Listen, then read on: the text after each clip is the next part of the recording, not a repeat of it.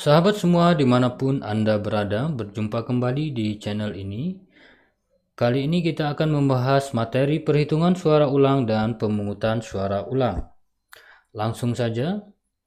Dasar Hukum Undang-Undang Nomor 7 Tahun 2017, PKPU Nomor 7 Tahun 2017, PKPU 32 Tahun 2018, PKPU Nomor 3 Tahun 2019. Perhitungan suara ulang. 1. Perhitungan suara ulang meliputi A. Perhitungan ulang surat suara di TPS. B. Perhitungan ulang surat suara di PPK.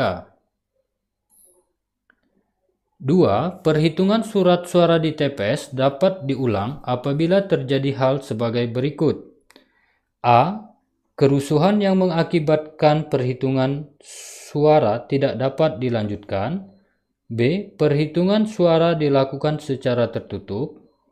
C. Perhitungan suara dilakukan di tempat yang kurang terang atau yang kurang mendapat penerangan cahaya. D. Perhitungan suara dilakukan dengan suara yang kurang jelas.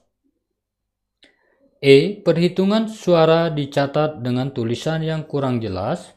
F. Saksi peserta pemilu, pengawas TPS, dan warga masyarakat tidak dapat menyaksikan proses perhitungan suara secara jelas. G. Perhitungan suara dilakukan di tempat lain, di tempat dan waktu yang telah ditentukan. H. Ketidaksesuaian jumlah hasil perhitungan surat suara yang sah dan surat suara yang tidak sah dengan jumlah pemilih yang menggunakan hak pilih. Selanjutnya, yang ketiga, perhitungan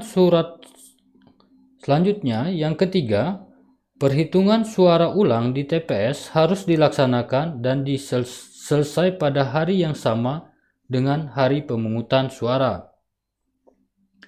4. Perhitungan suara ulang dapat dilakukan di PPK jika terjadi perbedaan jumlah suara pada sertifikat hasil perhitungan suara dari TPS dengan sertifikat hasil perhitungan suara yang diterima PPK dari TPS. Saksi peserta pemilu tingkat kecamatan, saksi peserta pemilu di TPS, Panwaslu kecamatan, Panwaslu kelurahan atau desa, atau pengawas TPS.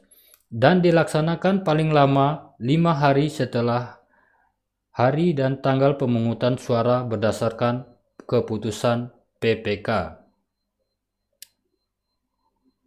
Selanjutnya, pemungutan suara ulang dan perhitungan suara ulang pasca putusan Mahkamah Konstitusi. Dalam pelaksanaan pemungutan dan perhitungan suara pasca putusan Mahkamah Konstitusi, KPU A. Memerintahkan KPU Provinsi atau KIP Aceh atau KPU atau KIP Kabupaten Kota melalui KPU Provinsi atau KIP Aceh untuk melaksanakan pemungutan atau perhitungan suara ulang di TPS pasca putusan Mahkamah Konstitusi. B. Menyusun dan menetapkan jadwal pelaksanaan pemungutan atau perhitungan suara ulang dengan memperhatikan amar putusan Mahkamah Konstitusi.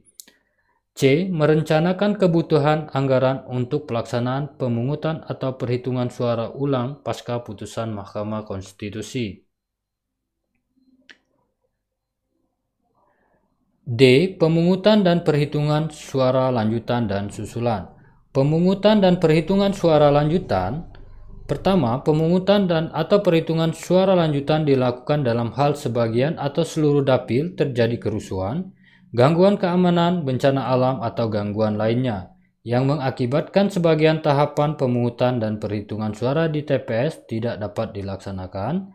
Kedua, pelaksanaan pemungutan dan atau perhitungan suara lanjutan dimulai dari tahapan pemungutan dan perhitungan suara di TPS yang terhenti. Selanjutnya, pemungutan dan perhitungan suara susulan. Pertama, pemungutan dan atau perhitungan suara susulan dilakukan dalam hal di sebagian atau seluruh dapil terjadi kerusuhan, gangguan keamanan, bencana alam, atau gangguan lainnya yang mengakibatkan seluruh tahapan pemungutan dan atau perhitungan suara tidak dapat dilaksanakan. Kedua, pelaksanaan pemungutan dan atau perhitungan suara susulan dilakukan untuk seluruh tahapan pemungutan dan atau perhitungan suara. Pemungutan dan atau perhitungan suara lanjutan atau susulan dilaksanakan setelah ada penetapan penundaan dan dilaksanakan 10 hari setelah pemungutan dan atau perhitungan suara. Oke sahabat semua, itu tadi materinya. Apabila dirasa video ini bermanfaat untuk sahabat semuanya, mohon bantuannya, mohon dukungannya untuk subscribe, like, comment, and share. Terima kasih telah menonton, salam sukses dan bahagia.